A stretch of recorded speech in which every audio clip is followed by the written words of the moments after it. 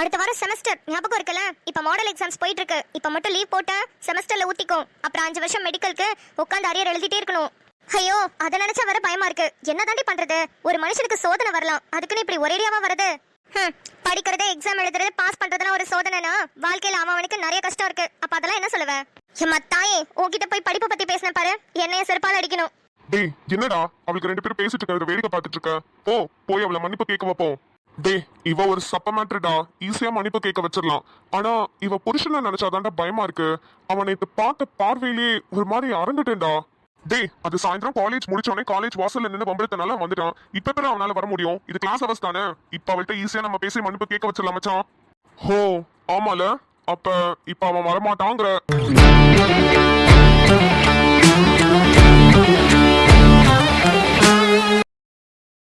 ஆதி, யார் மச்சான்?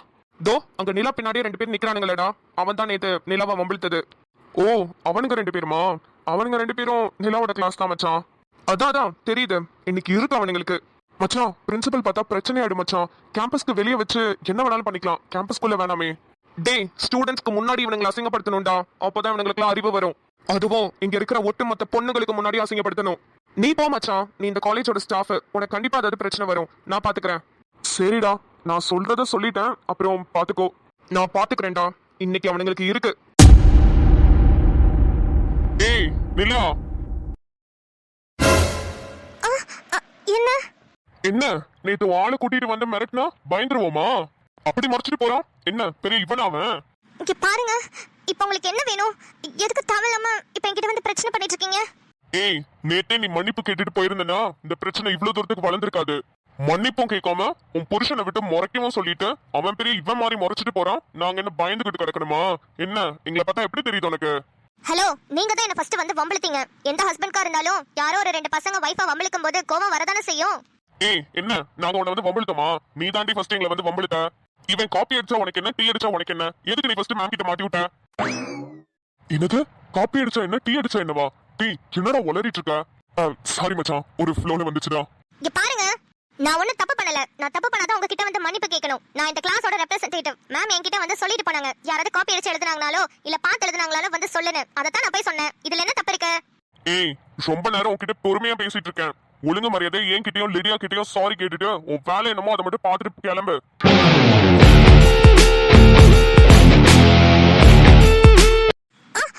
நான் எதுக்கு ஆதி மாமா, இவர் எப்படி திடீர்னு காலேஜ்குள்ள வந்தாரு? நிலா, இவர் வேற நிக்கிறாரு. உன் முழு திறமையும் இந்த பசங்க கிட்ட காட்டி இவர் முன்னாடி அந்த பசங்களை ஓட விடு. அப்பதான் ஆதித்யாக்கு ஓ மேல ஒரு பயம் வரும். டேய், என்னங்கடா நானும் பாத்துக்கிட்டே இருக்கேன், ரொம்ப தான் ஓவரா போறீங்க. நீ ஒரு டப்பா மண்டை, இவன் ஒரு பனங்கா மண்டை. 2 பேரும் சேர்ந்து என்ன வம்பிழுத்திட்டு இருக்கீங்களா? நிலாவாத பேசுறது? சோட்டா பீம்க்கு லட்டு சாப்பிட்டு பவர் வந்த மாதிரி இவளுக்கு எங்க இருந்து திடீர்னு இவ்வளவு பவர் வந்துச்சு? ஏய், ஓங்கி 4 அரை விட்டேன்னு வச்சுக்கோ. யார பார்த்து பனங்கா மண்டைன்னு சொன்ன? என்னது அடிப்பியா? எங்க அட்ரா பாப்போம். என்ன நீ அடிக்கிற வரைக்கும் என் கையை நான் புளியங்க பறிச்சிட்டு இருக்கோன்னு நினைச்சிட்டு இருக்கியா? ஏய், உன்னால முட்டிஞ்சா என்ன அடிடா, என்ன அடிடா. ஏய், உன்னை அடிக்கிறதுலாம் சால்ட் வாட்டர் சப்ப மேட்ரு. ஓங்கி இழுத்தேன், 4-5 காலேஜ் தள்ளி போய் விழுந்துருவேன். டேய், அதான்டா தைரியமான ஆம்பளையா இருந்தா அடிடா, அப்புறம் பேசுவீங்க. ஏய்,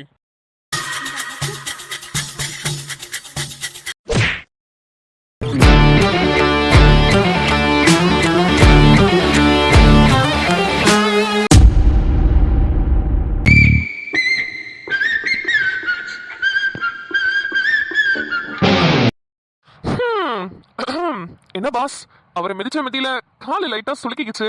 ஆனா கை ஃப்ரீயா தான் இருக்கு. நல்லா பஞ்செல்லாம் செம்மையா விடுவேன். எப்படி வசதி? இல்ல கால்னால ஓகே தான். காலா கையா? பிரதர், இல்ல ஒன்னும் பண்ணிடாதீங்க ப்ளீஸ், நாங்க போயிட்டோம். என்ன சொன்னீங்க? போறீங்களா? இல்லையே, அப்படி அவ்வளவு சீக்கிரத்துல சும்மா விட்டுற முடியாது. எவ்வளவு பெரிய ஃபைட் சீன் நடந்திருக்கு, அப்படி விட்டா நல்லா இருக்காதுல்ல. டேய், கைய கூடுறா, இடுப்பெல்லாம் வலிக்குதுடா. டே மச்சான், கைய கூடு மச்சான். கண்ணு, மாமாக்கு ஒரு சேர் எடுத்துட்டு வா. சேரா? ஆமா கண்ணு, மிதிச்ச மிதியில காலு கொஞ்சம் சுளுக்கிக்குச்சு. கொஞ்ச நேரம் உட்காந்து பேசிக்கிறேனே, ஒரு சேர் மட்டும் கேட்டு எடுத்துட்டு வா. நம்ம காலேஜ் தான், யாரும் ஒன்னும் சொல்ல மாட்டாங்க. நீ போ கண்ணு. எடுத்துட்டு வரேன். ஷம்மா, நிலாவோட ஹஸ்பண்ட் போலீஸ்னு தெரியும், ஆனா என்ன இப்படி இருக்காரு? பிரிச்சு மேய்ச்சிட்டாரே அவனை. ஒரு மிதிதான் விட்டாரு, பறந்து போய் விழுந்துட்டானே. பா, செம்ம ஃபைட் சீக்வென்ஸ். இதெல்லாம் நான் படத்துல தான் பாத்திருக்கேன், ஆனா செம்மையா பண்ணிட்டாரு. மாமா சாரு. ரொம்ப தேங்க்ஸ் கண்ணு. நீ இனிமே நின்னு மாமாவோட ஆட்டத்தை வேடிக்கை மட்டும் பாரு.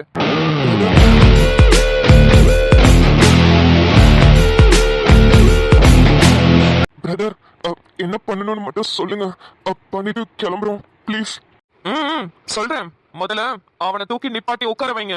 டேய் எந்திரிச்சு தொலைடா மாடு. உன்னால தான் எல்லா பிரச்சனையும்.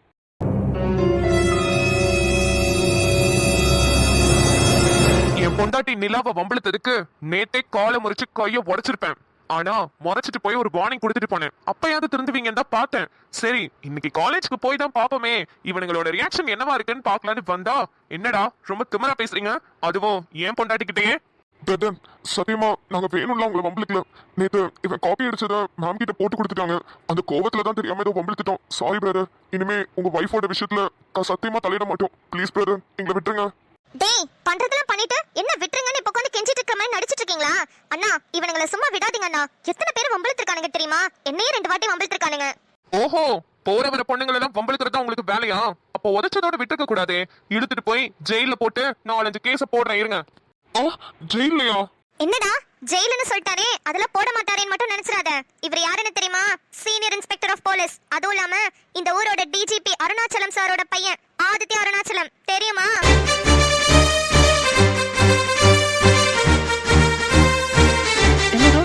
நீங்க போலீஸா? சார் சத்தியமா எனக்கு தெரியாது சார். சார் எங்களை விட்டுருங்க சார். நான் போலீஸ் தான். ஆனா இப்ப வந்திருக்கிறது சீனியர் இன்ஸ்பெக்டர் ஆஃப் போலீஸா இல்ல, நிலாவோட ஹஸ்பண்டா வந்திருக்கேன்.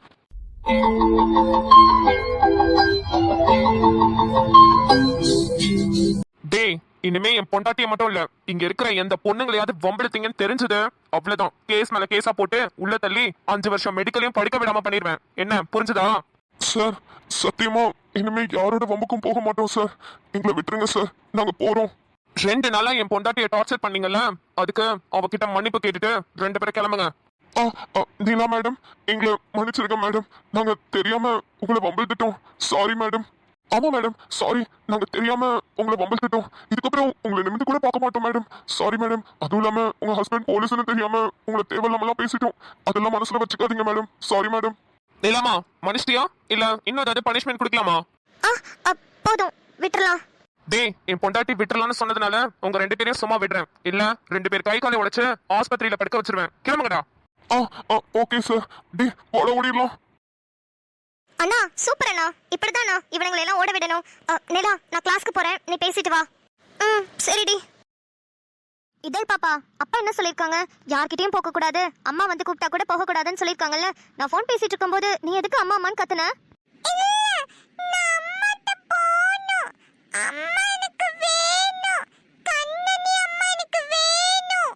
உனக்கு கண்மணி அம்மானா அவ்வளவு பிடிக்குமா? ஆமா எனக்கு கண்மணி அம்மா தான் பிடிக்கும்.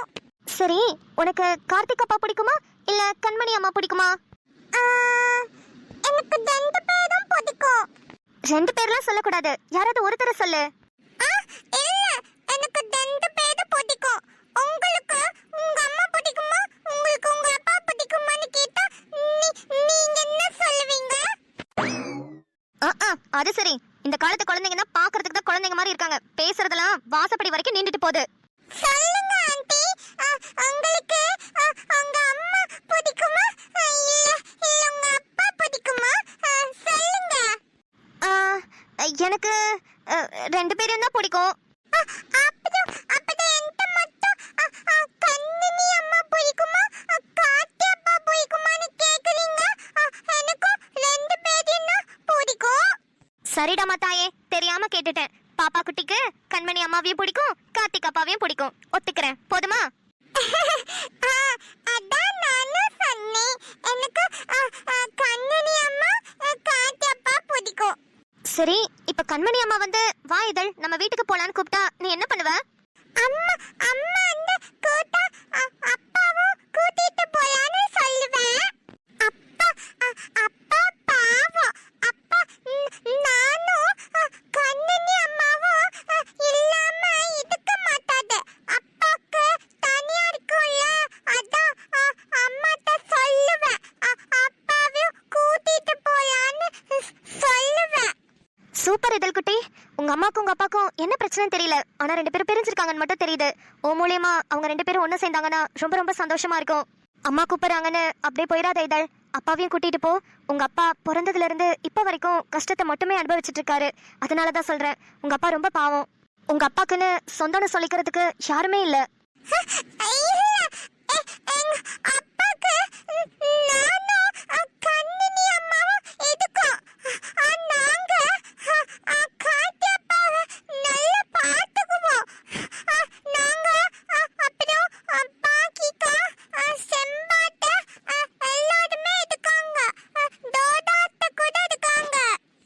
ஐயோ இதழ் குட்டி, நீ இப்படி பேசுறத கேட்டாலே கார்த்திக் சார் ரொம்ப சந்தோஷப்படுவாரு.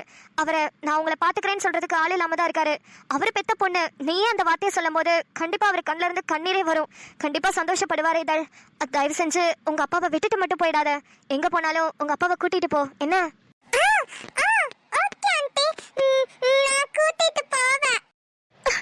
இதழ்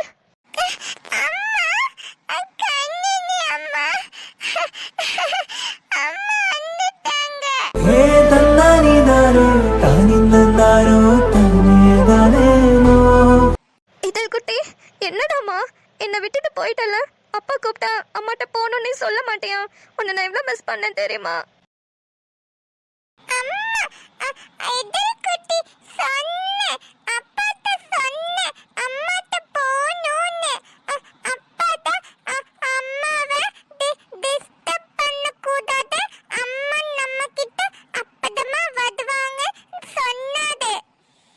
அச்சோ இதழ், அப்பா அப்படியே சொன்னாரு.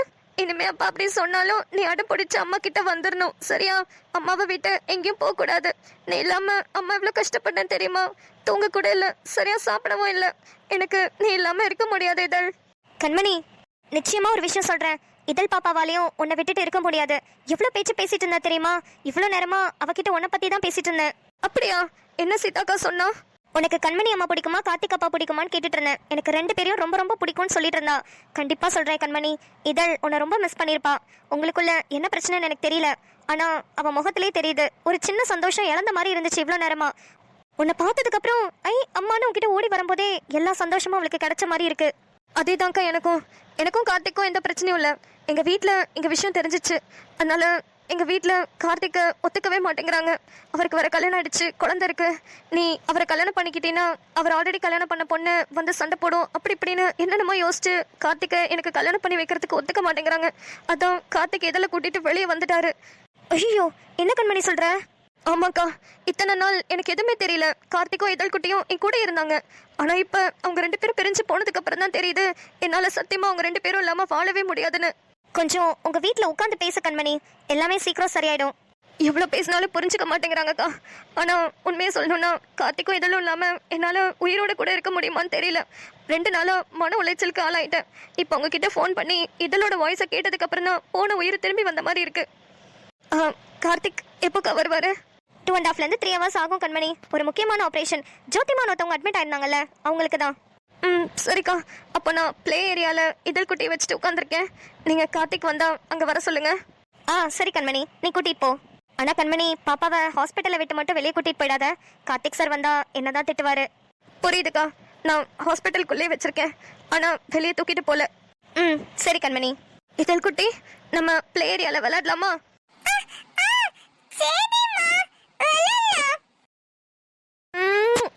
என் தங்கத்தை பார்க்காம நான் எவ்வளோ கஷ்டப்பட்டுட்டேன் இதழ் குட்டி. ரொம்ப தேங்க்ஸ் அண்ட் ரொம்ப சாரி. இந்த ரொம்ப தேங்க்ஸ் எதுக்கு? அப்புறம் இந்த ரொம்ப சாரி எதுக்கு? ரொம்ப தேங்க்ஸ் வந்து கரெக்டான டைம்ல நீங்க என்ன காப்பாத்தினதுக்கு. அப்புறம் ரொம்ப சாரி வந்து என்னால தான் இவ்வளோ பெரிய பிரச்சனை. நீங்க ஒருத்தரை அடிக்கிற மாதிரி போயிடுச்சுல, அதுக்காக ரொம்ப சாரி. என்ன பொறுத்த வரைக்கும் ஹஸ்பண்ட் அண்ட் ஒய்ஃப்குள்ள தேங்க்ஸ் அண்ட் சாரிலாம் சொல்லக்கூடாதுன்னு சொல்லுவேன். ஆனா உன்னை பொறுத்த வரைக்கும் நீ சொல்லிக்கலாம். ஏன்னா உன்னை பொறுத்த வரைக்கும் நம்ம 2 பேரும் ஹஸ்பண்ட் அண்ட் ஒய்ஃபே இல்லையே. அப்புறம் இன்னொன்று கேட்கணும், நீங்க எப்படி காலேஜ் கேம்பஸ்குள்ள இருந்து வந்தீங்க? ஆக்சுவலா இன்னைக்கு நீ கிளம்பினப்போ பார்த்தேன், ரொம்ப டென்ஷனா கிளம்பிட்டு இருந்தியா. அப்பவே நினைச்சேன், சரி நேற்று ஈவினிங் நடந்த பிரச்சனை இன்னைக்கும் கண்டினியூ ஆகுமோ நினைச்சுதான் நீ பயந்து கிளம்பிட்டு இருக்கேன்னு நினைச்சேன். அதனால காலேஜ்குள்ள எனக்கு தெரிஞ்ச ஒரு ஸ்டாஃப் இருக்காங்க, அவங்க கிட்ட பேசிட்டே அப்படியே உங்களையும் கவனிச்சிட்டு இருந்தேன். நான் நினைச்ச மாதிரி நீ பயந்த மாதிரியே அவங்க 2 பேரும் வந்து உங்ககிட்ட வம்பிழுத்துக்கிட்டு இருந்தானுங்க.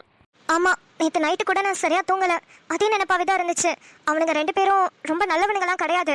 எவ்வளவோ பேரை வம்பிழுத்துருக்கானுங்க. நிறைய பொண்ணுங்க பிரின்சிபல்ட்டையும் கம்ப்ளைண்டும் பண்ணியிருக்கானுங்க. ஆனா அவனுங்க அப்பாலாம் ரொம்ப பெரிய ஆளுங்க. அதனால பிரின்சிபலாலே எந்த ஆக்ஷனும் எடுக்க முடியல. அதான் ரொம்ப பயந்துகிட்டே இருந்தேன். பெரிய ஆளுங்கன்னா என்ன பண்ணிருவானுங்க? அதெல்லாம் அவனுங்களால எதுவும் பண்ண முடியாது. நீ என்கிட்ட சண்டை போடுறதெல்லாம் பார்த்து நீ பெரிய சிங்கப்பெண், ஜான்சி ராணி, வீர சூரியன்லாம் நினைச்சிட்டு இருந்தேன். கடைசியில என்ன இப்படி சப்ப பீஸா இருக்க? இல்லையே, நான் ஒன்றும் சப்ப பீஸ்லாம் கிடையாதே. நானும் தான் சண்டை போட்டேன். அதான் பாத்தீங்கல்ல, எங்க அரடா பாப்போம்லாம் சொன்னல.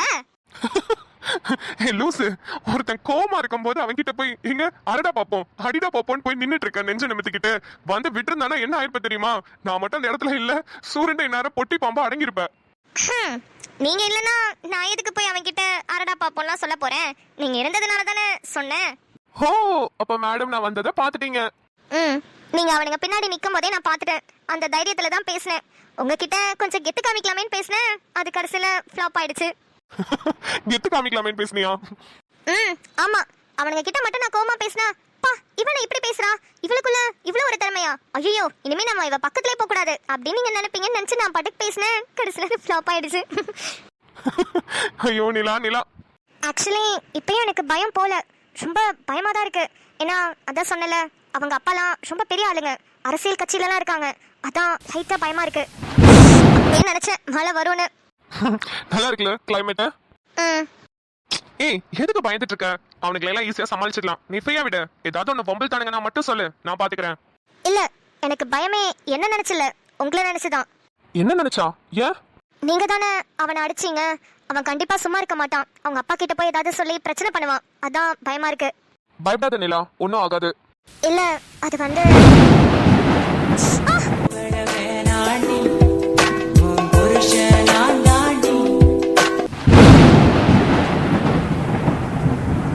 பல தடைகளையும் தாண்டி உன்னை நான் வாழ வைப்பேன். நான் கொஞ்சம் பயந்துட்டேன். அதான் கண்ணுக்குள்ள நிக்கிற என் காதலிய உன்னை விட்டா யாத்தோடைய கண்ண முடி திறந்தாலும் முகந்தான் உன் நினைவுகள் போகலையே. நெஞ்சுக்குள்ள துடிக்கிற என் ஆட்டு சொல்லடி. நீங்க வீட்டுக்கு போங்க, நான் கிளாஸ்க்கு போறேன்.